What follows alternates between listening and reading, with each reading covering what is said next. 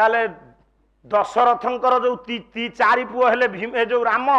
लक्ष्मण भरत शत्रुघ्न चरु खाई राणी माने यज्ञ हेछि पुत्रष्टि यज्ञ ताकू सनातन दास अस्वीकार करिवनी किंतु सेमिति संतान सृष्टि हेनी जगन्नाथ दास भागवत रे लिखिचंती मु खाली सुचेई दउची आजि बेल नाही नृसिंहता पालर किछि नाही सब हल्ला किए ठिया ही मुतिला किए ठिया ही हगिला ए हग मुतु को भारी तू चाहू आ भल कथा ऊपर तोर लक्ष्य नाही कहला ये जगन्नाथ दास भागवत नवम स्कंध रामकर जन्म केमिति देखंतु कहला ये देव मानव हित कार्य जन्मे रे दशरथ बिरजे जन्मिले दशरथ बिरजे जन्मिले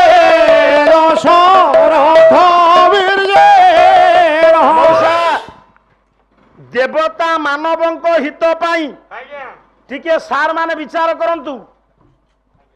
दशरथंक बीर्जरु राम जन्म चरु अनुरु नुह चरु अनुरु नुह जदि दशरथंक बीर्जरु जन्म ताले गर्गवटु रामायण लिखिछि ये ब्राह्मण रूप रे विश्रवानंदन दशरथ ब्रह्म को ये हरि नेला लारे लारे लाला लारे लारे लाला ब्रह्म शून्य होई दशरथ औरसरु पुत्र की परि जन्मी लारे लारे सेई गायक प्रश्न तैयारी करिवो सेई उत्तर दबो आम रामायण कहिछि कोडे गर्गवटु रामायण रे विश्रवानंदन रावण दशरथंकठू ब्रह्म नहीं गला अरे ब्रह्म सब किए कहार नेला मुझे ठिया हेबी गोटे डॉक्टर कि लैबोरेटरी जो माने परीक्षा करूचंती से माने मो ब्रह्म नहीं जिवे ये भी सीमेन परीक्षा होउची सीमेन परीक्षा करबा पूर्वरु आमको निजे शरीर भितरु बहिर्जगत को सीमेन आनिबा पई पड़ियो ना भूल कहूची ताले दशरथ कठू ब्रह्म केमिति नेला रावण ब्रह्म नळी रे नेला ब्रह्म कोन गोटे जगह रे एंती थुआ आइछि ना कोन ब्रह्म सारा शरीर भितर रहिछि पंडित बिंदु बिंदु हेई ये सारा शरीरटा मंथी हेले जेमती दही भितर लहुणी अछि सेमती ये ब्रह्म ललाट चक्र रु धीरे धीरे खसी खसी व्यूह चक्र दे बुलिकी लिंग चक्र बाटे स्खलित हो गोटे थर ब्रह्म ये पुरुष शरीर रु स्खलित हेले मासे पर्यंत से परिश्रम आउ से असंपूर्णता पूर्ण हबनी शरीर रु मन गोटे थर ब्रह्मचर्य स्खलित हेले गोटे मास पर्यंत ताकू पूर्ण हवा पाई समय लागे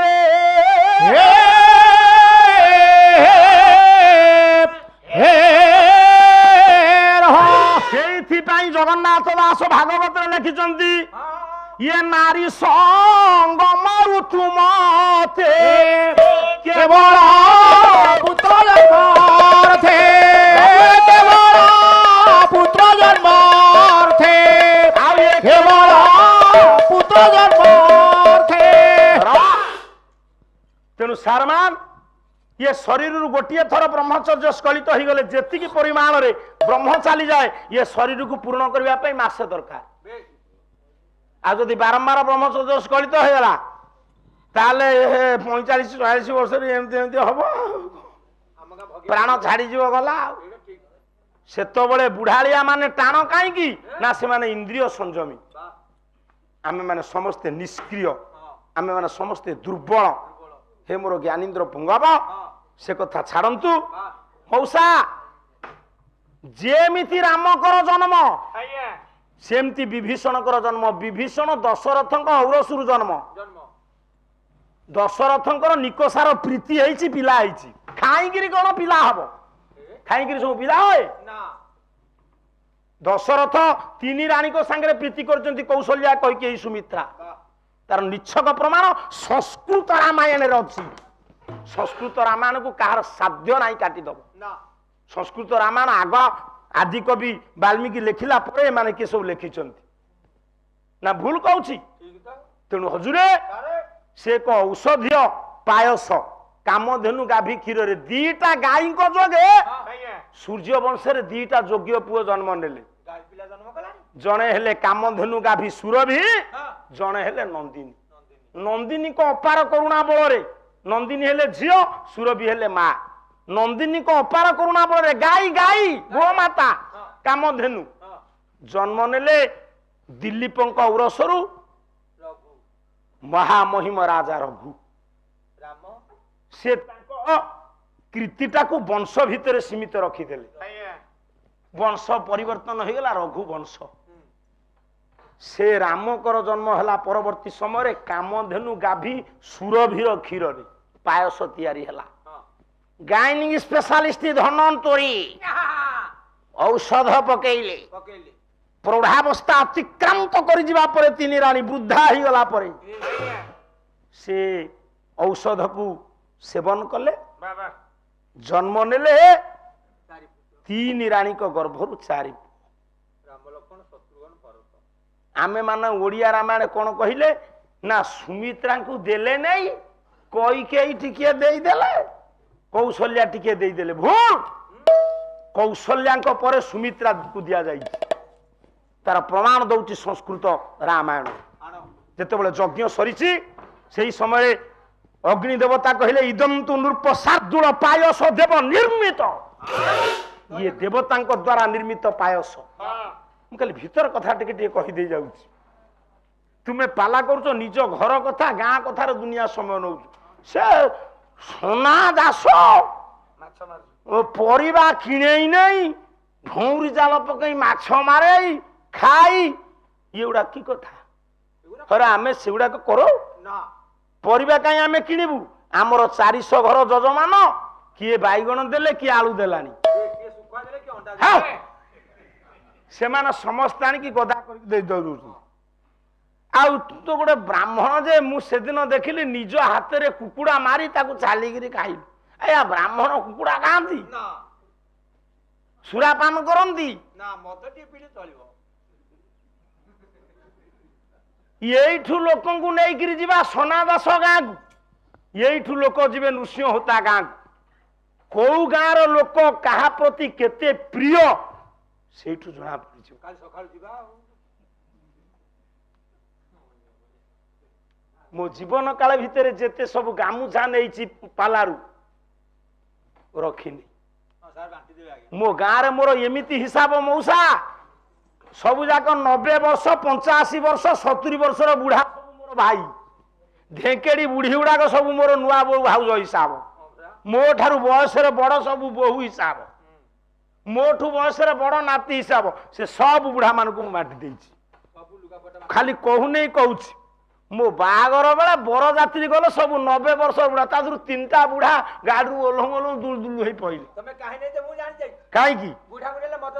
ना से मोर भाई मु से नेबी आ तुमे कौन मते कहूच तुम बैकग्राउंड कौन मो बैकग्राउंड कौन सेटा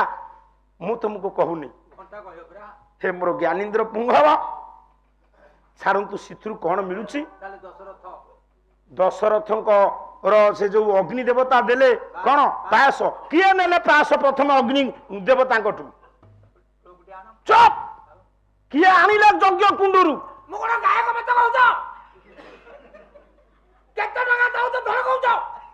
तू तो एते टाणे कथबार्ता कर नथलु कुसंगी सांगरे संग हेलु कि शुणु आनिले ऋष्य श्रृंग ऋष्य श्रृंग देले क्या कुलगुरु वशिष्ठ को वशिष्ठ देले क्या दशरथ को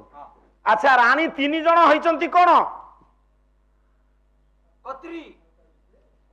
कर्त्री से 3 जन को ये बांटीबे केमिति बांटीबे 3 रानी की बांटीबे मौसा संस्कृत रामायण कारण मुझे जानी आप ओडिया रामायण जो माँ मैंने बाबू मैंने ज्ञानी मैंने पढ़ी ये संस्कृत रामायण कथा कहला नाक टेकी दियंती कहला कौशल्या यही नरपति ये पाया साध ददौ तदा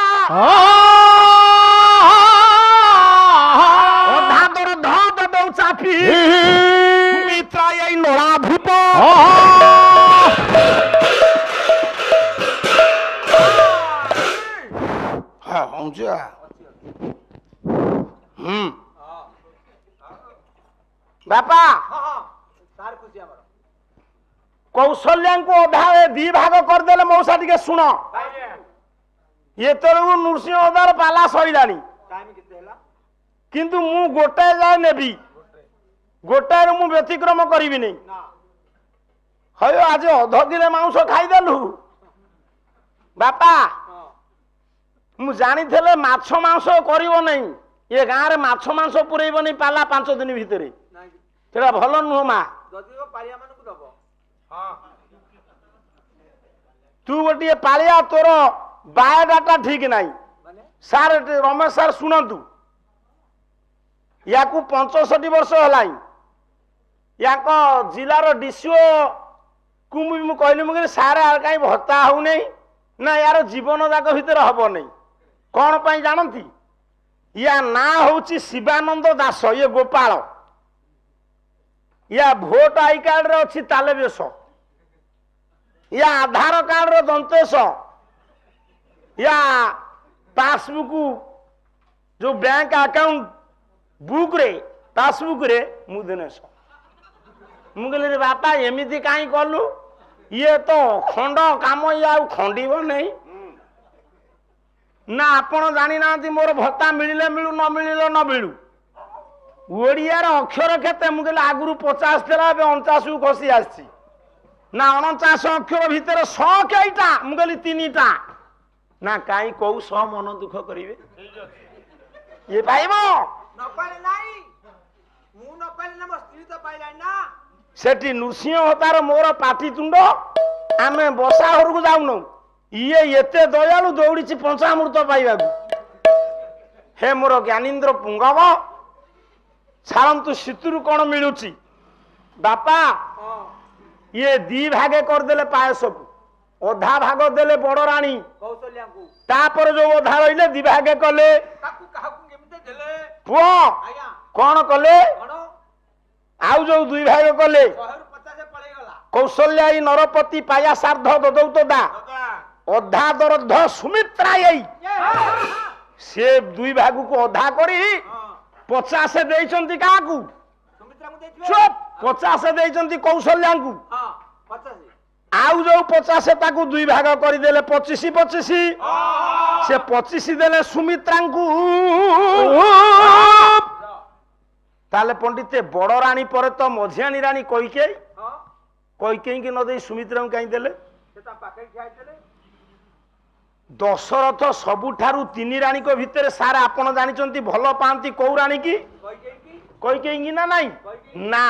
କଇକେଇକି ବେଶୀ ଘୃଣା କରନ୍ତି ମୁଁ ତା ପ୍ରମାଣ ଦେବି ମତେ ପଚାରୁନୁ ତୋ ପୁଅର ଯଦି ସତ୍ୟନାରାୟଣ ପାଲାଟିଏ ହବ ତୋ ଭାର୍ଯ୍ୟା ଜାଣିବ ନାଇଁ ତାହେଲେ ରାମଙ୍କର ଅଭିଷେକ ହବ ରାତି ପାଇଲେ ରାମ ରାଜା ହେବେ ସାର୍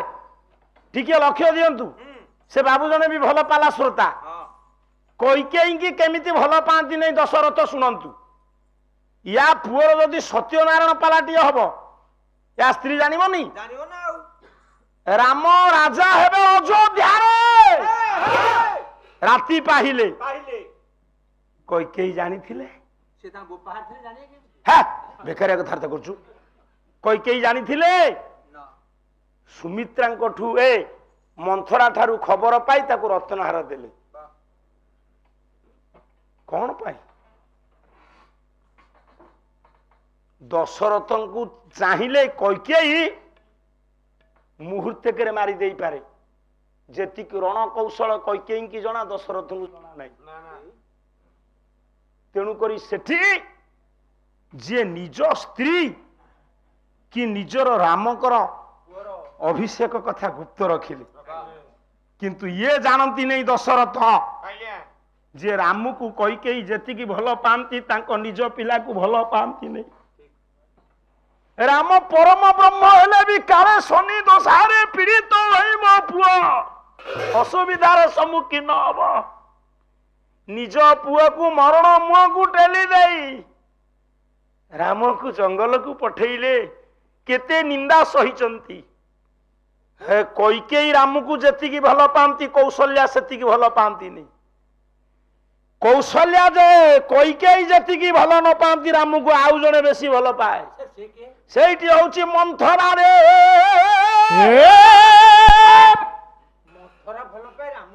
ନର କଙ୍କାଳ ଶରୀରକୁ ନେଇ ମନ୍ଥରା ବସିଛି ପିପିଳି ଗଛ ମୂଳରେ। 14 ବର୍ଷ କାଳ କିଛି ଖାଇନି ମନ୍ଥରା, ପାଣି ମୁନ୍ଦିଏ ପିଉ ନେଇ। ଅଯୋଧ୍ୟାର ଏଡ଼ିକି ବକଟେ ବକଟେ ପିଲାମାନେ ପାଠ ପଢିବାକୁ ଗଲା ବେଳେ କହୁଛନ୍ତି ଅଲକ୍ଷଣୀ ରାକ୍ଷସୀ ବୁଢୀ, ୟାରି ପାଇଁ ରାମ ପରି ଯୋଗ୍ୟ ପୁଅ ଆମ ରାଜ୍ୟରେ ରାଜା ନ ହେଇପାରି ଜଙ୍ଗଲକୁ ଗଲେ। ଟେକା ପଥର ଫିଙ୍ଗୁଛନ୍ତି, ଛେପ ପକାଉଛନ୍ତି, ସବୁ ସହି ସହି ହେ କାନ୍ଦି କାନ୍ଦି ହେ ମନ୍ଥରା କହୁଛି ରାମରେ ମୁଁ ତୋତେ କେତେ ଭଲ ପାଏ। ସେଦିନ ପିଲାବେଳେ ତୋତେ ଟିକେ କୋଳେଇ ନେଇଥିଲି ବୋଲି କୈକେୟୀ ମା ମତେ ମାଡ଼ ମାରିଥିଲେ। ତୁ ଅସନା ଲୁଗା ପିନ୍ଧିକି ରାଜପିଲାକୁ ଧରୁଛୁ। ମୁଁ ମନେ ନ ପକାଇ ଦେଇଥିଲେ ସର୍ବନାଶ ହେଇଥାନ୍ତା। ଏମାନେ ସମସ୍ତେ ମତେ ନିନ୍ଦା କରନ୍ତୁ ବରଂ ତୁ ଆର୍ଯ୍ୟ ଧର୍ମକୁ ପ୍ରଚାର କରିବୁ, ବଂଶର ମର୍ଯ୍ୟାଦାକୁ ରଖିବୁ। ଏଇଥିପାଇଁ ମୁଁ ଆଜି ନିନ୍ଦାର ପାତ୍ରୀ ହେଲେ ବି ମୋର ଚିନ୍ତା କରିବାର ନାହିଁ। ଆଉ ଏ ଯୋଉ 3 ଜଣ ମା, ଏ 3 ଜଣ ମାଙ୍କ ଭିତରେ ପଣ୍ଡିତ ସର୍ବଶ୍ରେଷ୍ଠା କିଏ ଜାଣନ୍ତି? କୈକେୟୀ ଯେତିକି ଶ୍ରେଷ୍ଠା ନୁହଁ ଇତିହାସ ପୃଷ୍ଠାରେ, କୌଶଲ୍ୟା ଯେତିକି ନୁହନ୍ତି, ଗୋଟିଏ ଯୋଗ୍ୟା ମା ହଉଛି ସୁମିତ୍ରା। କବି ସମ୍ରାଟ ଉପେନ୍ଦ୍ର ଭଞ୍ଜ ବୈଦେହୀଶ ବିଳାସ, ବୈଦେହୀଶ ବିଳାସରେ ଲେଖିଲେ କଣ କହିଲେ? କହିଲେ ବୋଇଲେ ସୁମିତ୍ରା ସବୁ ଥିବୁ ଶ୍ରୀରାମ ମାନସ ଜାଣି, ଶ୍ରୀରାମ ମାନସ ଜାଣି, ଆରେ ଭଲ ଶ୍ରୀରାମ ମାନସ ଜାଣି, ବିନିଦ୍ରା ସାବତ୍ର ଜଲନ୍ଦ ହରିବୁ, ଭାରି ଧନୁଷର ପାଣିରେ ମଧୁ ଯାଉଛି ସଙ୍ଗେ।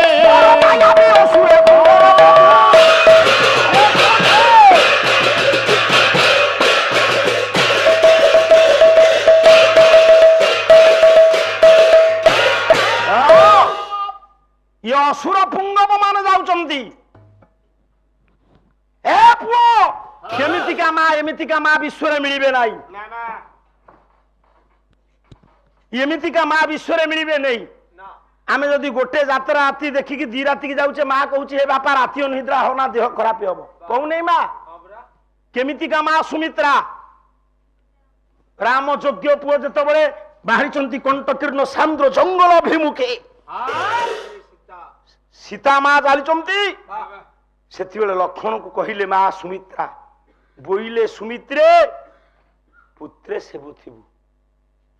ଶ୍ରୀରାମ ମାନସ ଜାଣି, ମୁଁ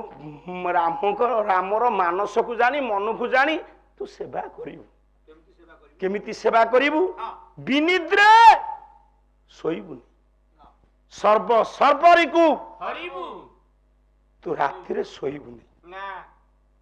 ଦିନରେ ଶୋଇବା କଥା କଣ କହିଛନ୍ତି? ଯଦି ରାତିରେ ନ ଶୋଇବା କଥା କହିଲୁ କହିଲା ଦିନରେ ଟିକେ କହିଥାନ୍ତୁ। ରାତିରେ କୌଣସି ରାତିରେ ଶୋଇବୁ ନାହିଁ। ବିନିଦ୍ରେ ସର୍ବରିକୁ ଧନୁଷର ପାଣି। ମୋ ବୋହୂ ସାଙ୍ଗରେ ଯାଉଛି, ରାକ୍ଷସ ମାନେ ଅଛନ୍ତି, ରାତିରେ ଶୋଇବୁ ନାହିଁ। ମାଲୋ କୋଉ ମା କହିବ ତା ପୁଅକୁ ପର ପୁଅକୁ ଯିବୁ ଜଗିବୁ, ପର ବୋହୂକୁ ଯିବୁ ଜଗିବୁ, ଯାହା ହେଲେ ସେ ପର ସୋଦର ନୁହଁ।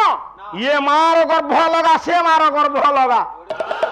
ଆମେ ସୋଦର ଭାଇ ଭିତରେ ହଣାକୁଟା ହଉଛେ ଜୀବନ ଯୁଦ୍ଧେ ଜୟ ଲଭିବା ପାଇଁ। ଭାଇ ବେକରେ ଛୁରୀ ଦେଉଛି ଭାଇ,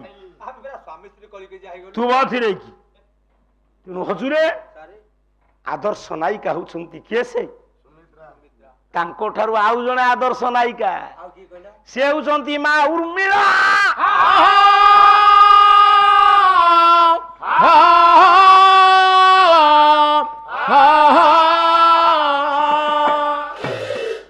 ସ୍ୱାମୀ ଯିବା ପରେ କେବେ ପ୍ରତିକ୍ରିୟା ପ୍ରତିଫଳିତ ହେଇନି ତାଙ୍କ ଅନ୍ତର୍ଜଗତରେ। ମନା କରିଛନ୍ତି, गोटे नारी से पुरुष को ग्रहण कर सारिबा परे तार अधिकार आसी जाइछि से भोजन जननी समा हो जाइछि प्रतिवाद करिसंती तेणु मोर ज्ञानेन्द्र पुंगव से आदर्श को आमे माने ग्रहण करवा दरकार सार शत्रु किछि कहिबार नाही पुआ तेणु विश्रवा होचंती आर्य द्राविड़ होचंती किए निकोसा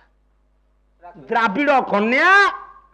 आर्य ब्राह्मण को औरसरु रक्तर अपमिश्रण संध्या समय प्रीति जन्म नेला दशग्रीव रावण आपण माने जानती से माने बेसी ज्ञानी हुअंती से माने बेसी मूर्ख काम करती धरा को सरा ज्ञान कला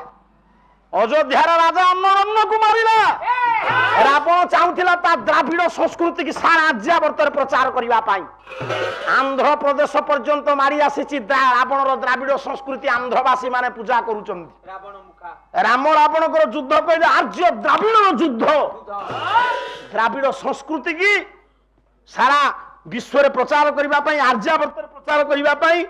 आर्य धर्म को द्रवित करने से प्रचेष्टारत थिला कि सेना रावण आर्य धर्म को प्रचार करने सृष्टि हेले सूर्य वंश रे मर्यादा पुरुषोत्तम नव दुर्बादल कोदंड धारण राघवेंद्र सरकार ए पुओ यात्रा तेणु ये हूँ दुमिशा पुओ किए रावण कौन सबु बेले मद ढालिकी पिए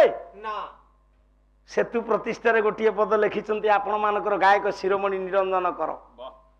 कौन कहले विभीषण कही नहीं कला भाषे विभीषण मो भाई रावण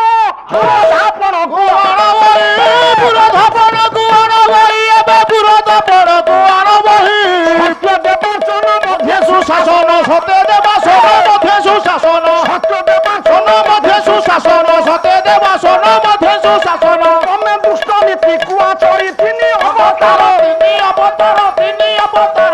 नीति प्रति हुए भाई मोर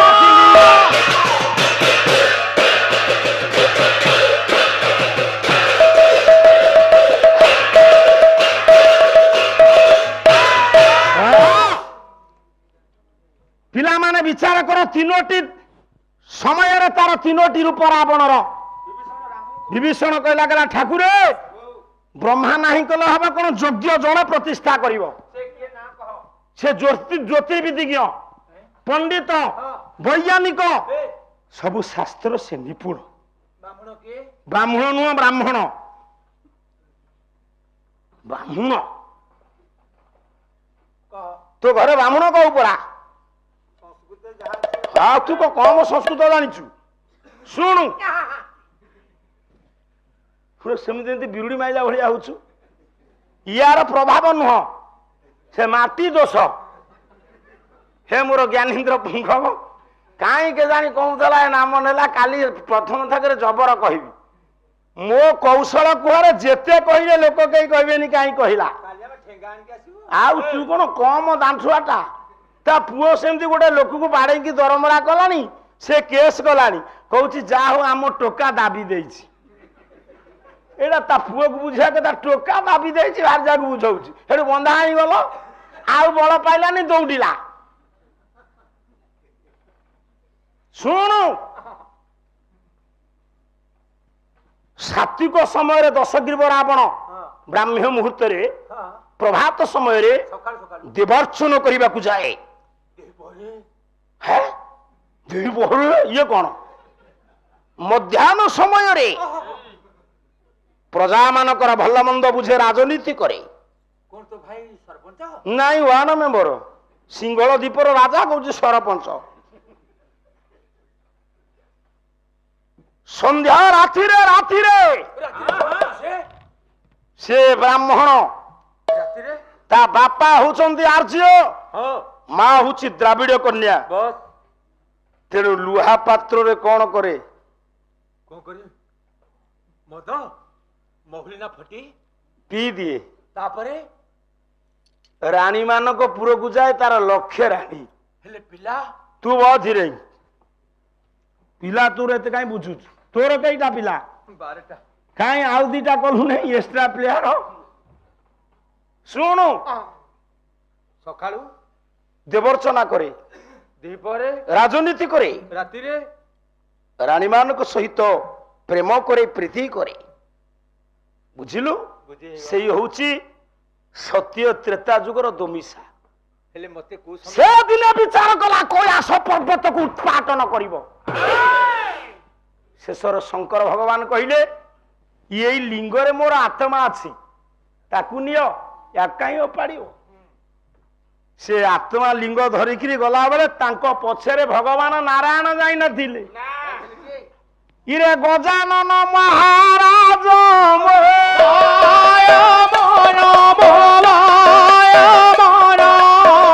ମୂଷିକ ସହିତ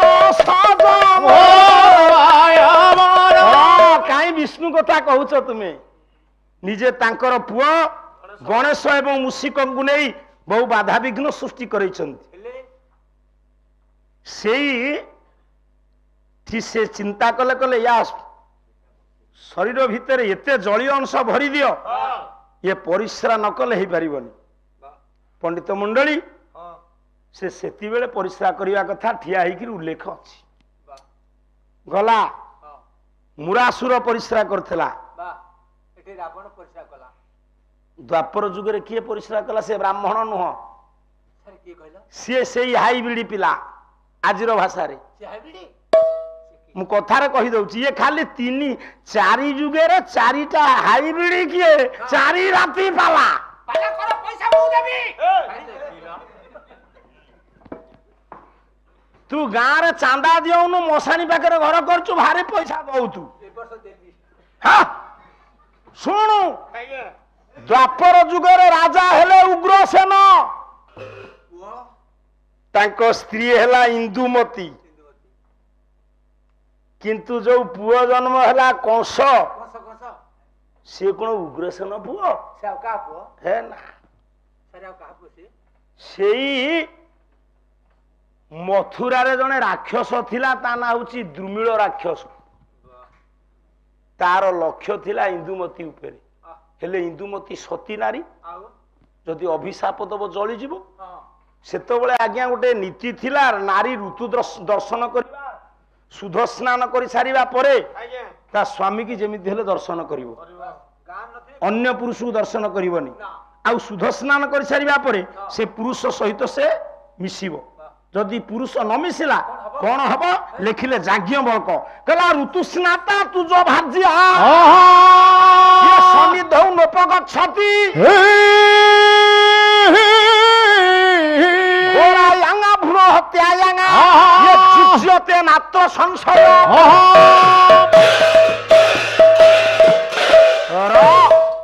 ଋତୁସ୍ନାତା ରାଣୀ ମାନଙ୍କୁ ନାରୀ ମାନଙ୍କ ପାଖକୁ ଅଭିଗମନ କରିବା ପୁରୁଷର ଧର୍ମ। ସେ ଯଦି ଅଭିଗମନ ନ କରେ ଭ୍ରୂଣ ହତ୍ୟା ପାପରେ ପୀଡ଼ିତ ହୁଏ ଯଦି ସେ ଥାଏ। ତେଣୁକରି ଋଷିମୁନି ମାନେ ସାର୍ ନାରୀ କି ତ୍ୟାଗ କରି ଜଙ୍ଗଲକୁ ଯାଆନ୍ତି। ସେ ଆଉ ଜାଣିବେ କି ତାଙ୍କ ଋତୁସ୍ନାତା ହେଇଛି ତାଙ୍କ ନାରୀ? ତେଣୁ ବାବୁ ଏଠି ଋତୁସ୍ନାତା ନାରୀ ଯେତେବେଳେ ସୁଧ ସ୍ନାନ କରିବାକୁ ଯାଇଛି, ଇଏ ଉଗ୍ରସେନ ରୂପକୁ ଧାରଣ କରି ଯାଇ ତା ସହିତ ପ୍ରୀତି କରିଛି। ରୂପଟା ସିନା ବଦଳେଇ ଦେଇଛି, ଗୋଟେ ରାକ୍ଷସର ବାହୁରେ ଯାହା ବଳ, ଗୋଟେ ମଣିଷ ବାହୁରେ ତା ବଳ। ତା ପ୍ରୀତି କରିବା ଯୋଉ ଢଙ୍ଗ, ତା ପରିବର୍ତ୍ତନ ଜଣା ପଡିଲା। ସେ ସେଇଠି ଜାଣିପାରିଲା ସତୀ ନାରୀ। କହିଲା କିଏ ତୁ? ବର୍ବର ପ୍ରଗଳଭ ନାର୍ଯ୍ୟ, ମୁଁ ତୋତେ ଅଭିଶାପ ଦେବି। ନା ମୁଁ ଅନ୍ୟ କେହି ନୁହେଁ, ମୁଁ ହଉଛି ଦ୍ରୁମିଳ ରାକ୍ଷସ। ନା ମନେ ରଖ, ତୁ କୌଶଳ କରି ମୋ ସ୍ୱାମୀ ରୂପକୁ ଧାରଣ କରି ମୁଁ ଋତୁସ୍ନାତା ନାରୀ ତୁ ମୋ ସହିତ ଅଭିଗମନ କଲୁ, ପ୍ରୀତି କଲୁ। ତୁ ଅଖଣ୍ଡ ବ୍ରହ୍ମ ମୋ ଗର୍ଭରେ, ମୋ ଗର୍ଭରୁ ତୁ ଔରସରୁ ଯିଏ ଜନ୍ମ ହବ, ଇରେ ମୂର୍ଖ ତୁ ତାରି ହାତରେ ମରିବୁ ରେ। ତେଣୁ ଦ୍ୱାପର ଯୁଗର ଦୋମିଶା ସନ୍ତାନ ହଉଛନ୍ତି କିଏ? କଂସ। ତାଙ୍କ ବାପା ହେଲା ରାକ୍ଷସ ଦୁର୍ମିଳ, ମା ହେଲା ଇନ୍ଦୁମତୀ। ଏମିତି ଢଙ୍ଗରେ କରିବ, ଆଉ ଠିଆ ହେଇ ମୁଁ ଥିଲା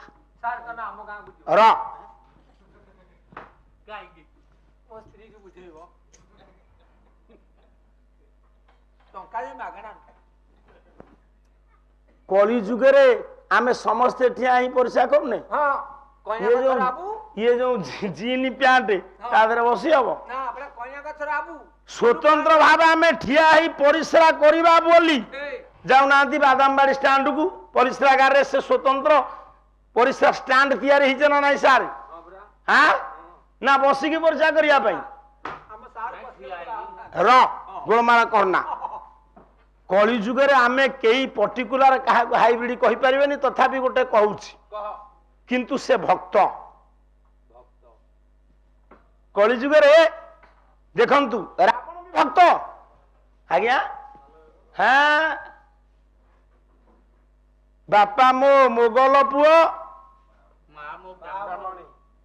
ବ୍ରାହ୍ମଣୀ ଯେମିତି ହିନ୍ଦୁ ମୋ ହାତୁ ଦୁଇ ବେଟି ପାଣି ବୁଝିଲୁ ମୁଁ ସବୁ ବୁଝି ଯାଉଛି ଆଜ୍ଞା କାରଣ ଏଇ ରାଜା ମୁସଲମାନ ହବାରୁ ଜଗନ୍ନାଥ ରହିଲେ ରାଜା ରାମଚନ୍ଦ୍ର ଦେବ କଣ କହୁଛ ଏ ପୁଅ ତୋର କିଏ ଖାଁ ଅଇଲା କହିଲା ଏ ରାଜା ତୁ ଯଦି ମୋ ଭଉଣୀକୁ ବାହା ନ ହବୁ ତାହେଲେ ତୋ ଦିଅଁକୁ ତୋତେ ନେଇକି ସମୁଦ୍ରରେ ପକେଇଦେବି ନାଚାର ରାଜା ପଇସା ଦୁର୍ବଳ ସେଇଥିପାଇଁ ଗମ୍ଭୀରା ଭିତରେ ତ ଜଗନ୍ନାଥ 22 ପାହାଚ ପାଖରେ ପତିତ ପାବନ ମୂର୍ତ୍ତି ଦର୍ଶନ କରିବା ପାଇଁ ସେ ରାଜା ଆସିବେ ଦର୍ଶନ କରିକି ଫେରିବେ ଆଉ ସାଡକୁ ଯାଉନେଇ ଚାଲ ଜଗନ୍ନାଥ ସଂସ୍କୃତିରେ ତ 3ଟା ପ୍ରଶ୍ନ ପଚାରିଥିଲି କିଛି ଉତ୍ତର ମିଳିଲାନି ନା କଳ୍ପବଟରେ କାହିଁକି ଖପରା ବନ୍ଧା ହୁଏ ଜଗନ୍ନାଥଙ୍କ ନବ କୋଳେ ବର ବେଳେ କାହିଁକି ଲକ୍ଷ୍ମୀ ବିଧବା ହୁଅନ୍ତିନି ହଁ ଜଗନ୍ନାଥଙ୍କର ପବିତ୍ର ପୁରାତନ ବିଗ୍ରହ କାହିଁକି ମାଟି ତଳେ ପୋତା ହୁଏ ସେ ଟାଙ୍କିରେ ଏ ଜିନିଷ ନାହିଁ ନା ବାପା ଖାଲି ବାହୁଲ୍ୟ ଅବଲ ଏମିତି ଏମିତି ଏମିତି କାହିଁ ଓଡିଶାରେ ମୁଁ କୋଉ ଆଗକୁ ଦେଖିନି ସେ ଭଲ ଲାଗୁଛି ହଉ ହଉ ବାପା ସେ ଜମା ଭଲ ଲାଗୁନି ଭଲ ଲାଗିଥିଲେ ତୁମେ ଏତେବେଳେ ସମାଳି ବସନ୍ତ ବାପା ଆଜ୍ଞା ତେଣୁ କଳି ଯୁଗରେ ଦୋମିଶା କିଏ ହୁଅନ୍ତୁ କି ନ ହୁଅନ୍ତୁ ଆମେ ସମେତ ଦୋମିଶା ହେଇଗଲେ କାହିଁକି ଜାଣିଛୁ ଅଚ୍ୟୁତ କହିଲେ କଣ କହିଲା ଶଙ୍କର ଖାଦ୍ୟ ଯେ ହେବ ଜନମ ଶଙ୍କର ଖାଦ୍ୟ ଯେ ହେବ ଜନମ ଶଙ୍କର ଖାଦ୍ୟ ଯେ ହେବ ଜନମ ଶଙ୍କର ଖାଦ୍ୟ ଯେ ଶଙ୍କରା ହୋଇବେ ଜଗତ ଜନ ଶଙ୍କର ହୋଇବେ ବାପା ଇଏ ବ୍ରେକ୍ ଛିଣ୍ଡିବ ଇଏ କୋଉଠି ଯିବ ନା ଇଏ ଖୋଳପା ଭିତରେ ଇଏ ବ୍ରେକ୍ ପଇଛି ସେମିତି ହବ ନାହିଁ କହିଲା ଶଙ୍କର ଖାଦ୍ୟ ଯେ ହେବ ଜନମ ଶଙ୍କର ଖାଦ୍ୟ ଯେ ଏମିତି ବ୍ରେକ୍ ଚାପିଦେବି ଆମେ ଏମିତି ଚାପି ଦେବୁ ତାଙ୍କୁ ଶଙ୍କରା ହୋଇବେ ଜଗତ ଜନ ଶଙ୍କର ହୋଇବେ ସାରେ ମଣିଷର ଗୁଣ ସୃଷ୍ଟି ହୁଏ ଖାଦ୍ୟରୁ ନା ନାହିଁ ଖାଦ୍ୟରୁ ପୁରା ସାତ୍ବିକ ଖାଦ୍ୟ ଯୋଉମାନେ ଖାଉଥିବେ ଆଜ୍ଞା ତାଙ୍କୁ ଚାରିପଦ କଥା କହିଲେ ହଁ କହିଲା ତ ଆଉ ରାଜସିକ ଖାଦ୍ୟ ଯିଏ ଖାଉଥିବେ ଏ ମତେ କହିଛି ମାନେ ତାକୁ ମୁଁ ଯେମିତି ହେଲେ ପ୍ରତିଶୋଧ ନେବି ଭୁଜାଲି ଚଲେଇ ଦେବି ତାମସିକ ଖାଦ୍ୟ ଯିଏ ଖାଉଥିବେ ତାକୁ ଆଗ କୁହା ଆରମ୍ଭ କରୁ କରୁ ସିଏ ଆରମ୍ଭ କରିଦବ ଆଉ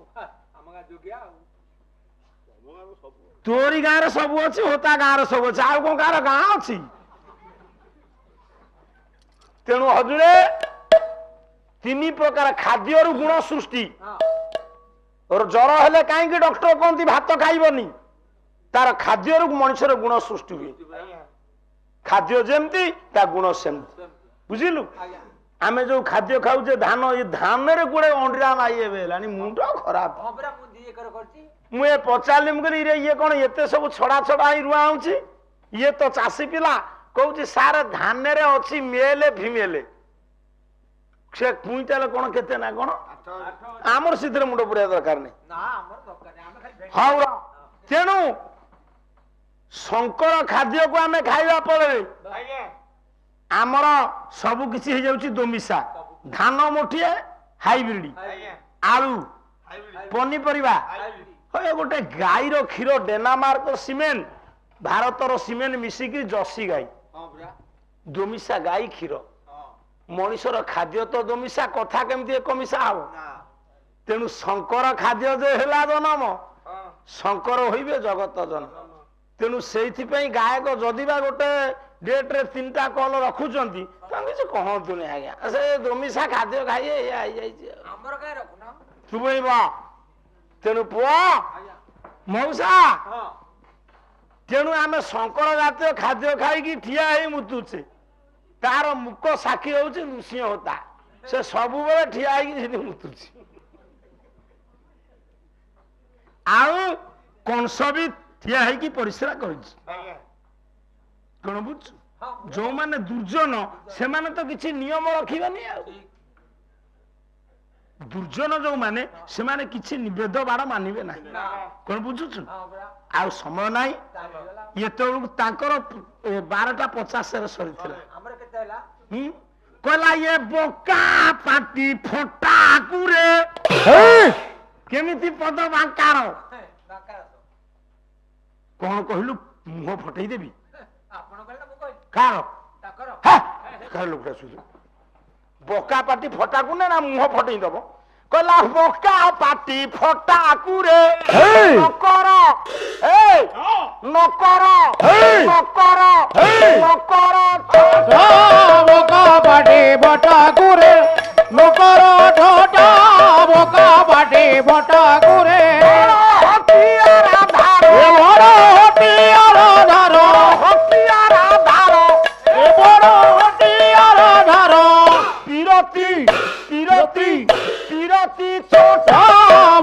পাটি ভটা করে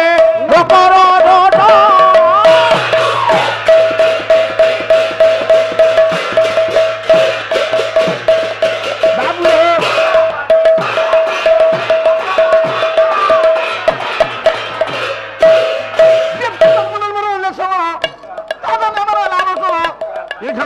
ମାଗୁଛି ବିଦାୟ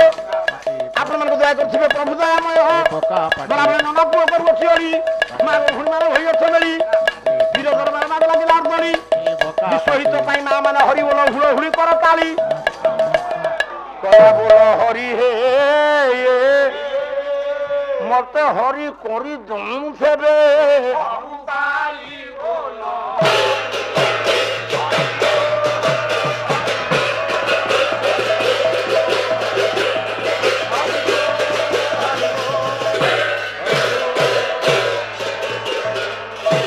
জন সংরক্ষণ